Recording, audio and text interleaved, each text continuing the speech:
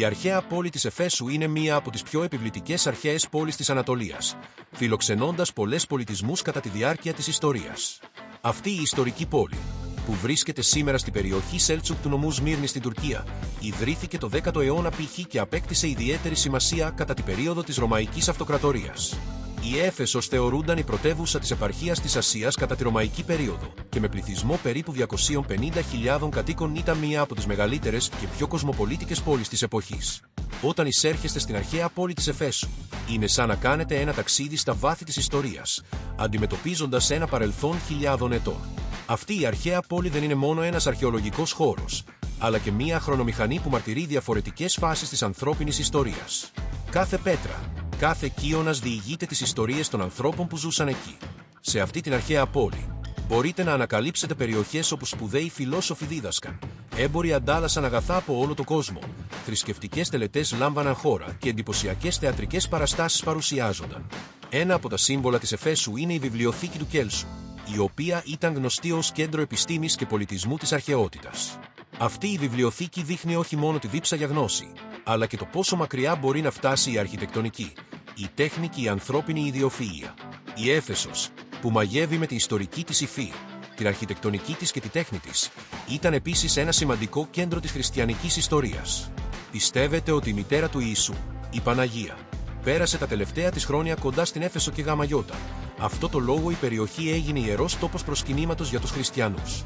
Επιπλέον, είναι γνωστό ότι ο Απόστολος Παύλος κήρυξε εδώ και κατέβαλε μεγάλες προσπάθειες για να διαδώσει το χριστιανισμό. Το μεγάλο θέατρο της Εφέσου, με χωρητικότητα 25.000 θεατών, ήταν ένα από τα μεγαλύτερα υπαίθρια θέατρα της εποχής και οι παραστάσεις που παρουσιάζονταν εδώ θεωρούνταν από τις σημαντικότερες πολιτιστικές εκδηλώσεις της Ρωμαϊκής Αυτοκρατορίας. Καθώς περπατάτε σε αυτό το θέατρο, μπορείτε να φανταστείτε τις παραστάσεις που παρακολουθούσαν χιλιάδες θεατές με κομμένη την ανάσα. Σήμερα, η αρχαία πόλη της Εφέσου υποδέχεται εκατομμύρια επισκέπτες κάθε χρόνο. Οι επισκέπτες, καθώς περπατούν στους δρόμους αυτής της αρχαίας πόλης, κάνουν ένα ταξίδι στα βάθη της ιστορίας και αντιλαμβάνονται ξανά τη σημασία της διατήρησης της κοινής κληρονομιάς της ανθρωπότητας. Επισκεπτόμενοι αυτή την αρχαία πόλη, δεν ανακαλύπτεται μόνο το παρελθόν, αλλά και το πόσο πλούσια, βαθιά και μαγευτική είναι η ιστορία της ανθρωπότητας. Ας μην ξεχνάμε ότι η Έφεσος δεν είναι μόνο μια πόλη, αλλά και ένας θησαυρός που φέρει τα ίχνη ενός πολιτισμού. Γαμαγιώτα, αυτό. Όπου και αν βρίσκεστε στον κόσμο, μην ξεχνάτε ότι έχετε μια μοναδική ευκαιρία να επισκεφτείτε την αρχαία πόλη της Εφέσου, να γίνετε μάρτυρες της ιστορίας και να ανακαλύψετε αυτή τη μεγάλη πόλη του παρελθόντος. Η Έφεσος σας περιμένει. Η ιστορία σας περιμένει. Ας μιλήσουμε λίγο και για τα λιγότερο γνωστά στοιχεία της αρχαίας πόλης της Εφέσου. Παρόλο που η Έφεσος είναι μια διάσημη αρχαία πόλη, ξεχωρίζει και για ορισμένες λιγότερο γνωστές λεπτομέρειες.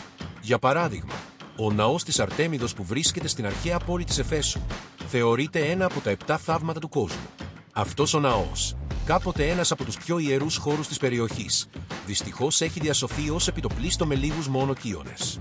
Γνωρίζατε επίσης ότι η Έφεσος υπήρξε κάποτε μία από τις μεγαλύτερες λιμενικές πόλεις του κόσμου.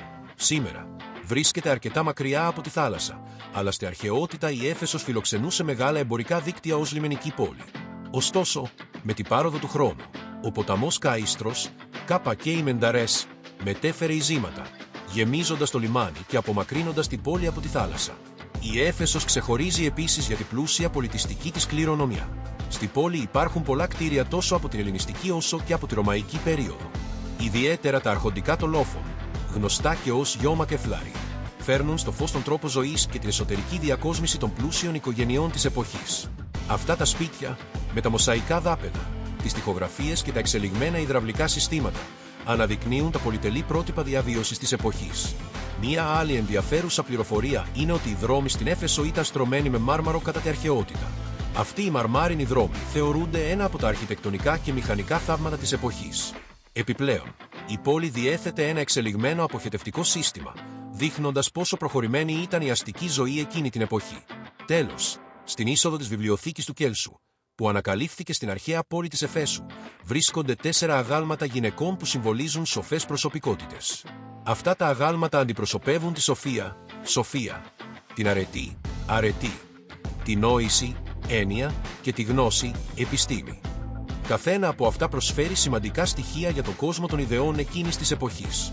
Η αρχαία πόλη της Εφέσου δεν είναι μόνο μια αντανάκλαση του παρελθόντος, αλλά και ένας θησαυρός που κρύβει πολλά μυστικά και ιστορίες που περιμένουν να ανακαλυφθούν. Αυτή η αρχαία πόλη λειτουργεί ως ένα ανοιχτό μουσείο για τους λάτρεις της ιστορίας, με κάθε γωνιά της να είναι γεμάτη με νέες γνώσεις.